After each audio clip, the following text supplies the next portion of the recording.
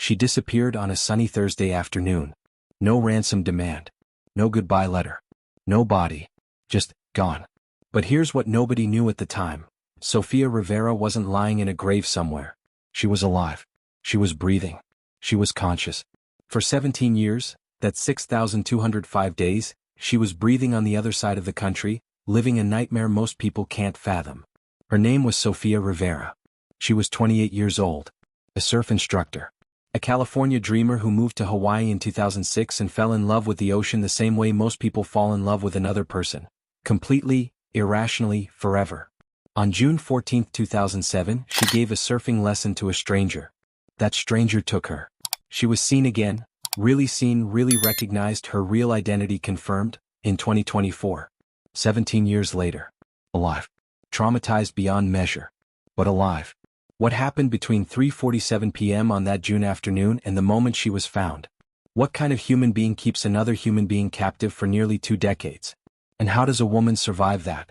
How does she become a person again? The detectives thought they were searching for a body. They were wrong. The family thought they were mourning a death. They were wrong. And the man who took her? He was betting they would never figure out what he'd done. He was wrong too. But his miscalculation came 17 years too late. This is the story of Sophia Rivera. It's a story about vanishing. It's a story about surviving the unsurvivable. It's a story about how DNA testing, digital forensics, and one detective's refusal to let a case die finally cracked open a mystery that had haunted an entire island. Before we go deeper, I need to know, where are you watching from right now? Drop your country in the comments. And if this story grabs you, hit that subscribe button. Because what you're about to hear will change how you think about missing persons cases forever. Let's begin. Sophia Elena Rivera was born in San Diego, California in 1979. Her childhood was ordinary in the best possible way: a close-knit family, a mother who worked 2 jobs to keep the household afloat, and a younger brother who looked up to her like she hung the moon. At 12 years old, Sophia paddled out into the Pacific Ocean for the first time on a borrowed surfboard. She fell off immediately, got knocked down by a wave, swallowed salt water and came up coughing and laughing. She was hooked. By the time she was 18, she'd won junior surf competitions up and down the California coast. Friends remember her as the kind of person who made you feel like you mattered. She had this quality, this gravitational pull. When Sophia was in a room, people leaned toward her.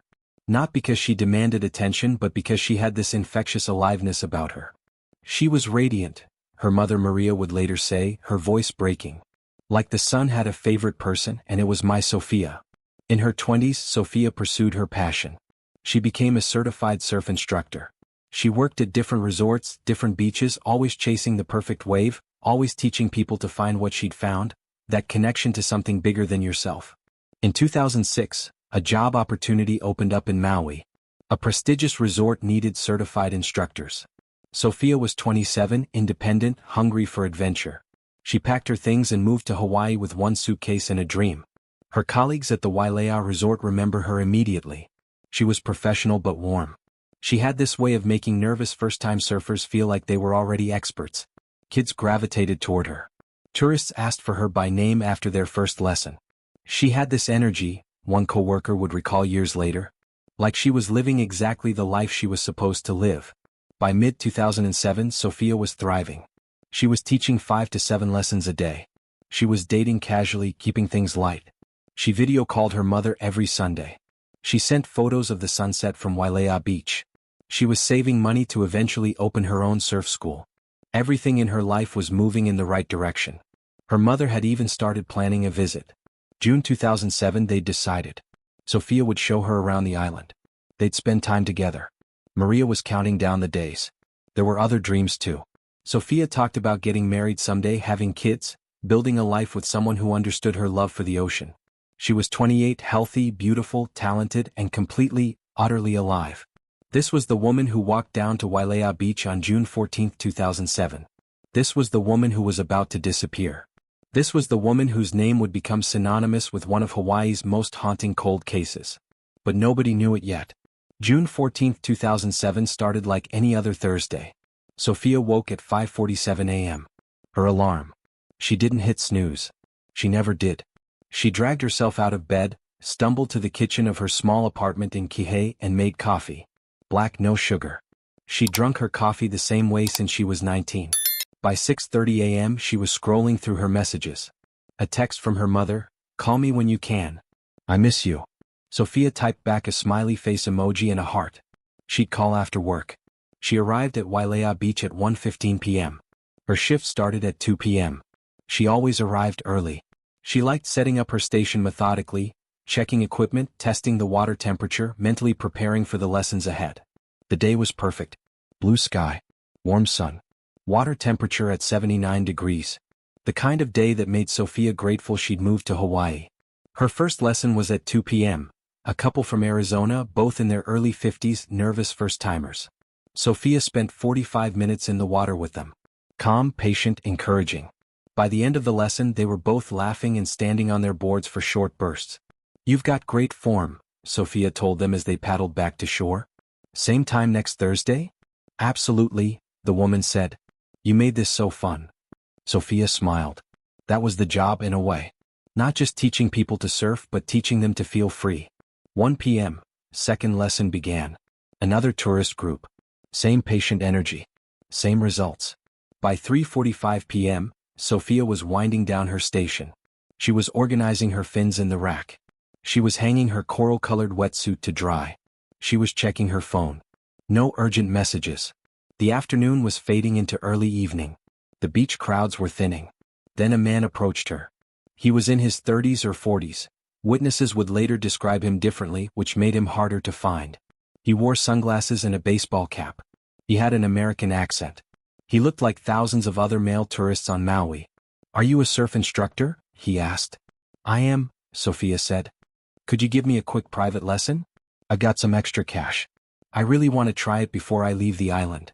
This was not unusual. Tourists often asked for last-minute lessons. It happened at least once or twice a week. Extra money was always welcome. Sophia checked the time. It was 3:47 p.m. She had time before sunset. "Sure," she said. "Give me 5 minutes to grab a board." This decision, this single yes to a stranger, would alter the entire trajectory of her life. Witnesses saw them walking together toward the more secluded part of the beach. The man carried a board. Sophia was beside him, talking, friendly, professional. Nothing seemed wrong. Why would it? This was her job. She did this dozens of times a week. A jogger passed them. He would later tell detectives, "They looked normal. You seemed nice." She seemed relaxed. By 4 p.m. they were in the water. Then the timeline becomes fractured. Security cameras at the resort caught them entering the water together. But the angle was wrong for the deeper section of the beach where the man had wanted to go. The cameras didn't follow them. The water was the last place anyone could see them clearly. A swimmer who was in the water at that time would later report seeing Sophia and a man leaving the water together around 4:20 p.m. They were walking toward the parking area. The man had his hand on her back. Casual. Normal. But then they reached the parking lot. And Sophia Rivera got into a red sedan. And drove away. She would not return to Maui for 17 years. When Sophia didn't show up for her 8 a.m. shift on Friday, June 15, 2007, her manager called her apartment. No answer. Called her cell phone. It went to voicemail. By 10 a.m., concern shifted to alarm. The manager drove to Sophia's apartment. The door was locked. The lights were off. Sophia's car was in the parking lot, untouched. No sign of her. By noon, the Maui Police Department received a missing person report. The response was initially cautious. Sophia was an adult. She had no dependents. She had no medical conditions that would require immediate attention. The official stance, delivered by the detective who took the call: "She may have gone off voluntarily. Let's give it 48 hours. But her mother didn't have time for official protocol. Maria Rivera received the call that changes a life forever at 3 p.m. California time. It was her daughter's boss. "Your daughter hasn't come to work. We can't find her. Do you know where she might be?" Maria's first thought: car accident. Hospital. Then the ocean. Sophia's love of the water had always terrified her. What if she paddled out too far? What if the current? "We're organizing a search," the boss said. "Can you come to Maui?" Maria was on a plane by 6 p.m. She arrived in Maui at 4 a.m. on June 16. She went directly to the beach where her daughter had worked. The sun was just rising. The sand was empty. The water was calm. Deceptively peaceful. "Sophia," she called out. "Sophia." The ocean didn't answer. By Saturday evening, the Maui Police Department had expanded their search. They interviewed the couple from Arizona who'd had the 2 p.m. lesson. Yes, they confirmed Sophia was normal, happy, professional. They had no idea who she might have gone with after. But the man with the sunglasses and baseball cap remained a ghost. No one got his name. No one recorded his description in detail. No one noted his license plate. In 2007, before smartphones were ubiquitous, before everyone was documenting everything, the details were fuzzy. Sunglasses, baseball cap, American accent. Could be anyone. Police obtained security footage from the resort. It was grainy. The quality was poor. The man's face was obscured. The parking lot footage didn't capture which car he drove or his license plate number. By Sunday, June 17, 48 hours after Sophia disappeared, the case was officially elevated to a missing persons investigation. Her photograph was released to local media. Her face appeared on the news. "Have you seen this woman?" the anchor asked. 28-year-old Sophia Rivera, missing since Thursday afternoon at Wailea Beach. If you have any information, please contact the Maui Police Department. The case was no longer just family trauma. It was public. But the investigators were already moving in the wrong direction. They were searching the island, dragging the ocean floor, posting flyers at hotels and restaurants. They were investigating local theories: a jealous ex, a drug deal gone wrong, and accidental drowning. None of them were looking 2,000 miles to the east, to the mainland, to California. None of them knew Sophia had left the island. And by the time they figured it out, the trail would be nearly impossible to follow. By Sunday evening, Maui's entire community knew Sophia Rivera's name. Volunteers began organizing. Hundreds of people walked the beaches, calling her name into the wind. They searched caves. They searched hiking trails. They searched the water, bringing in divers to comb the ocean floor. Local businesses printed flyers with her picture. Hotels distributed them at front desks. Restaurants put her photo in windows. Her smiling face, that radiant, alive face, became ubiquitous on the island. The theories spread like wildfire through coffee shops and bars. "I heard she ran off with a boyfriend," one tourist whispered to another. "No, I think it was foul play. Some local guy got angry. She probably drowned. The ocean took her. She owed money to the wrong people." The rumors multiplied. Each version became more sinister. The island, usually a place of paradise and leisure, suddenly felt sinister. The ocean that tourists came to enjoy became a place of danger. Parents kept their teenage children closer. Female tourists were warned to not hike alone. Resort security increased. The island's glossy vacation veneer cracked, revealing something darker underneath. A vigil was organized for Friday, June 22nd, 1 week after Sophia disappeared. Wailea Beach at sunset. Hundreds of people gathered. They brought flowers. They brought candles. They held hands and sang songs. Many of them had never met Sophia, but her absence had become their absence too. Maria Rivera stood at the center of the vigil, her body shaking with grief and denial.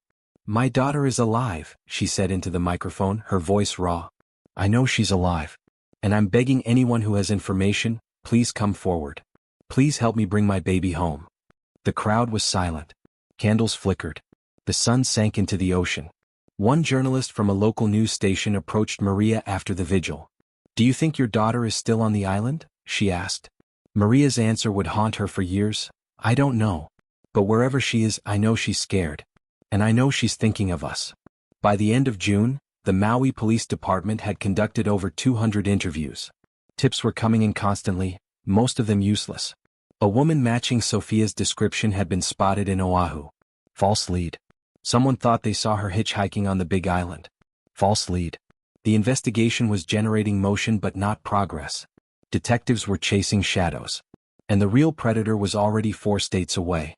By August 2007, 2 months into the investigation, the Maui Police Department was hitting walls in every direction.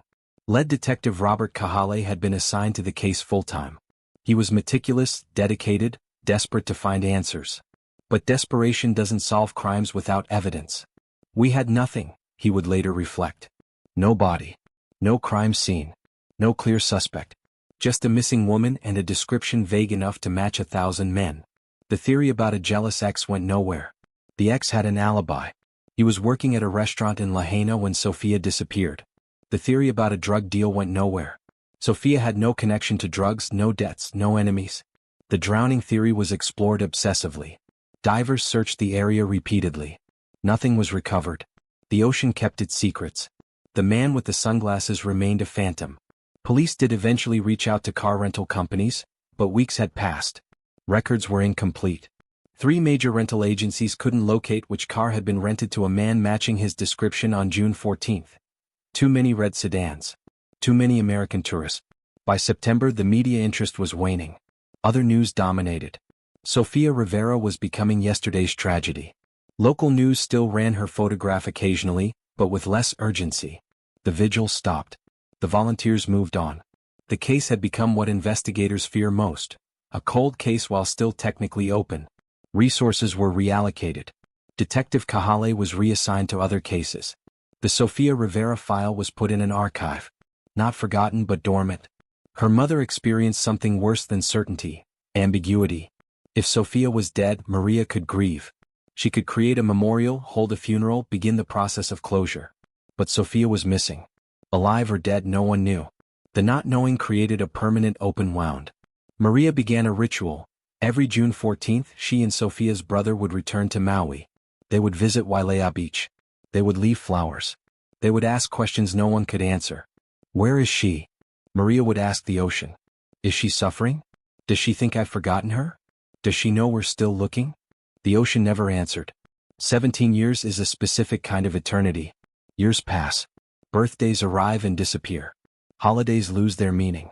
Sophia's mother aged from her early 50s to her 70s. Her hair went white. Her face became carved with the lines of permanent grief. She kept Sophia's phone number active for 15 years. She paid the bill every month. Sometimes late at night she would call it. Listening to her daughter's voicemail greeting recorded in 2007, "Hey, this is Sophia. I can't take your call right now, but leave a message and I'll call you back." She never did call back. By 2014, 7 years into the disappearance, the case had entered a kind of mythic status on Maui. Locals told stories about Sophia Rivera. Urban legends formed.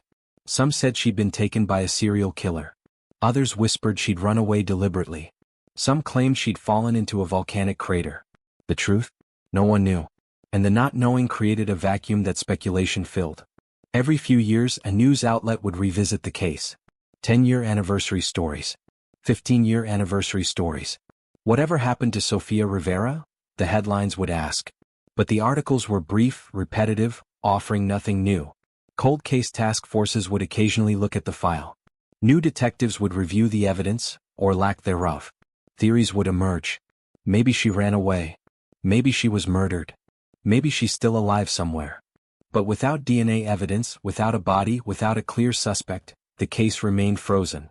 And then, in 2023, technology caught up with the crime. A new cold case unit within the Maui Police Department decided to re-examine abandoned files using modern forensic techniques. They looked at Sophia's case. DNA databases had expanded exponentially. Genealogy platforms like Ancestry and 23andMe had added millions of profiles. They decided to submit any recovered DNA from Sophia's apartment to CODIS, the Combined DNA Index System. It was a routine procedure now. In 2007, it wasn't even available. What they found changed everything. March 2024. A DNA profile recovered from Sophia's apartment. A hair fragment found on her bed was entered into CODIS. The result came back within hours. Match found. The name, Richard Coulter. Age 57. Last known address, Fresno, California. Richard Coulter had been arrested in 2015 for assault in California. His DNA was in the system. And somehow, impossibly, it matched the DNA from Sophia Rivera's apartment. DNA from an apartment her family had kept sealed, untouched for 17 years. The detectives reading this result couldn't believe their screens. They began digging. Richard Coulter's background emerged from dusty records. Born 1966. History of violence. Multiple arrests for assault and harassment. In 2007, he'd been working as a tour guide in Maui. He rented cars regularly. He had access to tourists. He fit the vague description. But more importantly, his DNA placed him in Sophia's apartment. The digital forensics team went deeper. Car rental records from June 2007 were retrieved. There it was. Richard Coulter rented a red sedan on June 14, 2007. The same day Sophia disappeared. The same color car witnesses had described. Cell phone records showed his phone ping towers moving from Maui toward California on June 15th and 16th. A 2,000-mile journey over 2 days. He wasn't hiding. He was traveling. Search warrants were immediately obtained for Coulter's current residence in Fresno. What police found inside was horrifying: restraints, isolation chambers, documentation, evidence of captivity spanning years. Sophia Rivera was alive. The realization struck the investigation team with seismic force. For 17 years they'd been searching for a body. For 17 years, families and volunteers had been dragging the ocean. But Sophia hadn't been in the ocean. She'd been alive the entire time. 2,000 miles away. Living in captivity. Living a nightmare. Richard Coulter was arrested on March 18, 2024, on suspicion of kidnapping, unlawful imprisonment, and human trafficking. He was taken to the Fresno County Jail. The first question interrogators asked, "Where is Sophia Rivera?" His answer was chilling: "She's at the house. In the back room. She doesn't know I'm gone." Richard Allen Coulter was born in 1966 in Nevada. His childhood was marked by abuse and abandonment. By his 20s, he had developed a pattern of predatory behavior toward women. His arrest record was damning. 2010, assault against a girlfriend in California. Charges reduced, minimal sentence. 2013, harassment and stalking. Released after 90 days. 2015, assault. This time he served longer, 18 months. His DNA was taken at booking and entered into Cody's. Between arrests, he worked jobs that gave him access to vulnerable people. Tour guide, driver, hospitality worker. He sought positions of authority over tourists, over strangers, over people far from home and family. He was a predator in human form, and he'd learned to camouflage himself perfectly. When detectives confronted Coulter in the interrogation room on March 18, 2024, he initially denied everything. "I've never been to Hawaii," he said. But the evidence was overwhelming. Phone records, car rentals, DNA. The interrogation lasted 14 hours. Slowly, Coulter's denials crumbled.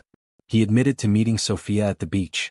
He admitted to driving her to California. But his version of events was a twisted fabrication designed to absolve him of responsibility. "She wanted to leave," he claimed.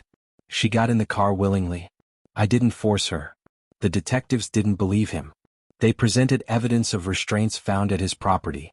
Evidence of isolation. Evidence of control. "Did you keep her against her will?" they asked. Long silence. "She couldn't leave," he finally said. "If she left, she'd be arrested. I told her the cops were looking for her. I told her family had abandoned her.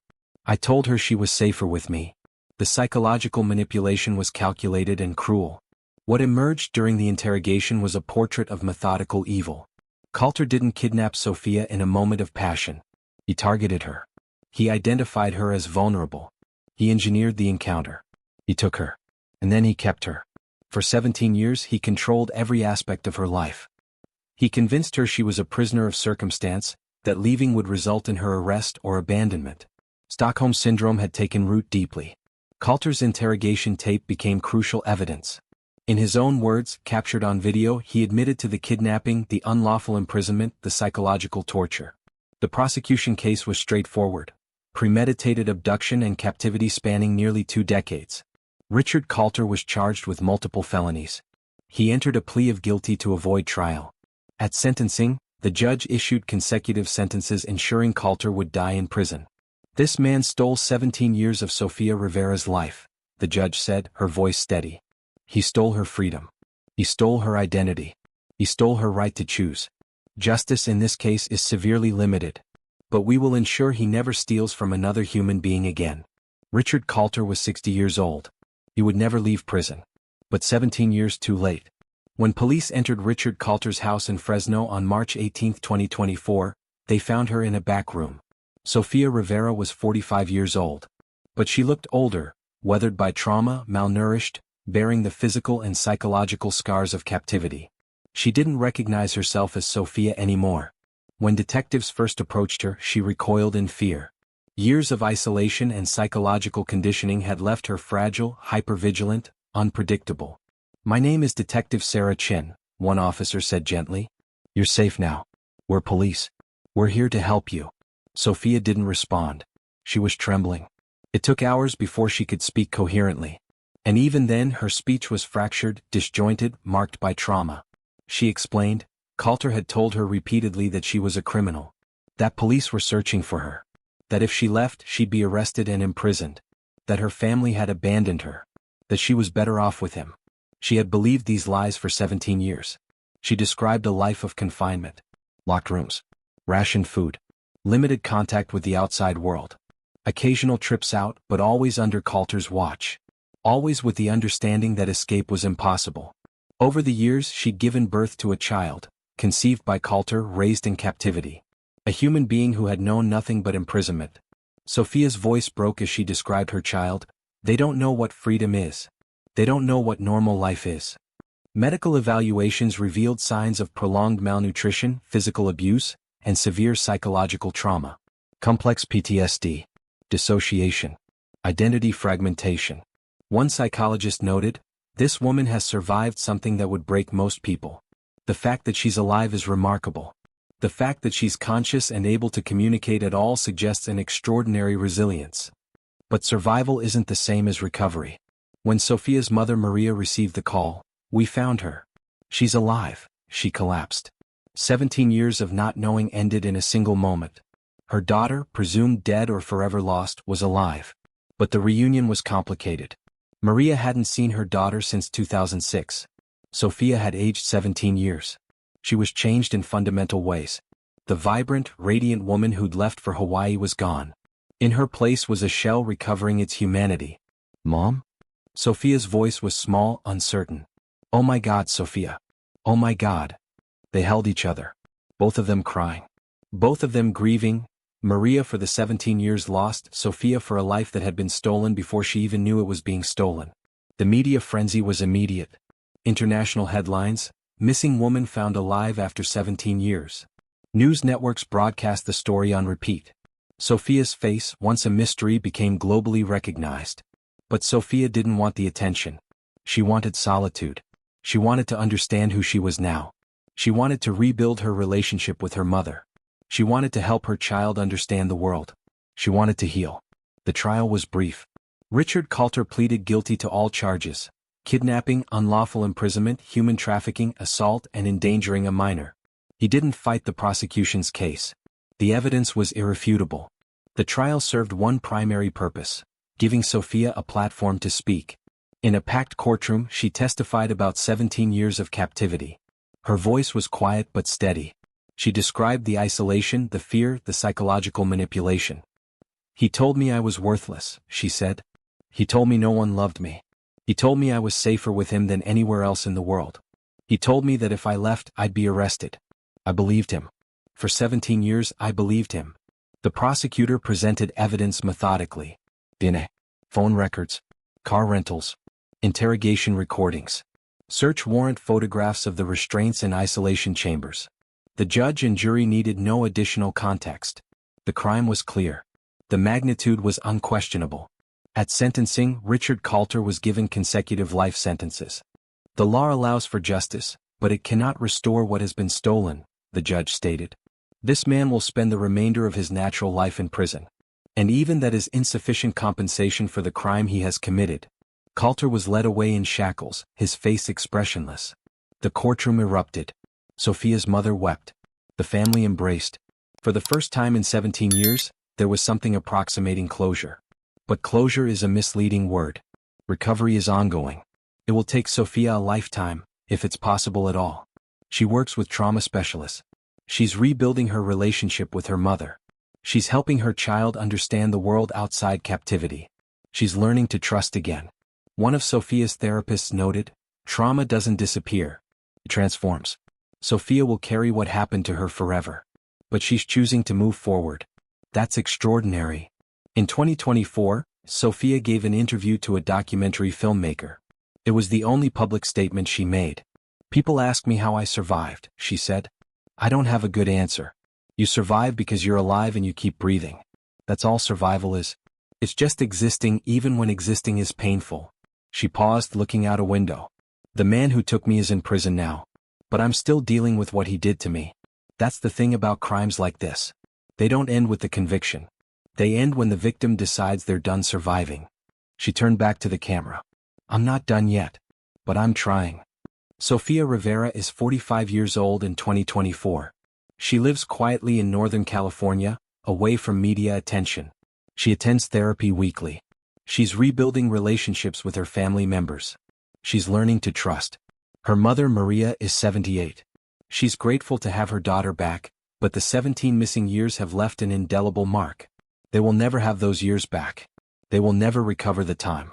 I mourned her while she lived, Maria has said. Now I'm learning who she became while I was mourning. It's complicated grief.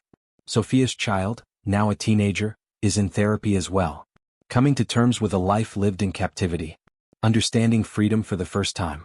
Healing from trauma inherited and experienced. The broader impact of Sophia's case has been significant. Maui police procedures changed. Missing persons cases are now prioritized differently. DNA analysis is conducted immediately, not years later. Witness descriptions are documented with precision. Photographs, video when possible.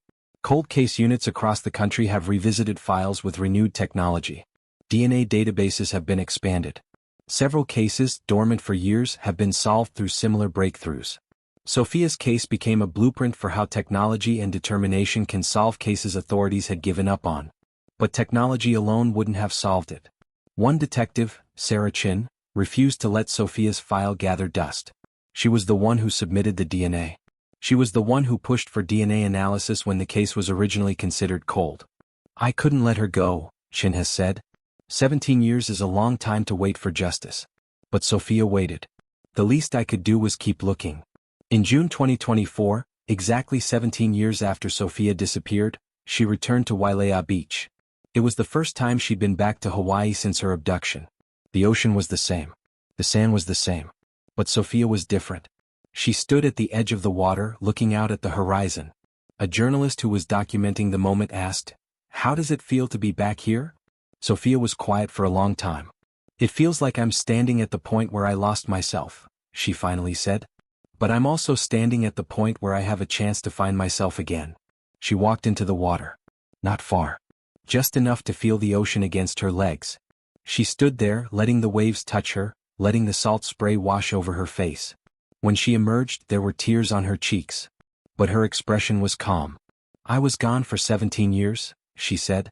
"But I'm here now. And I'm learning what it means to be alive again."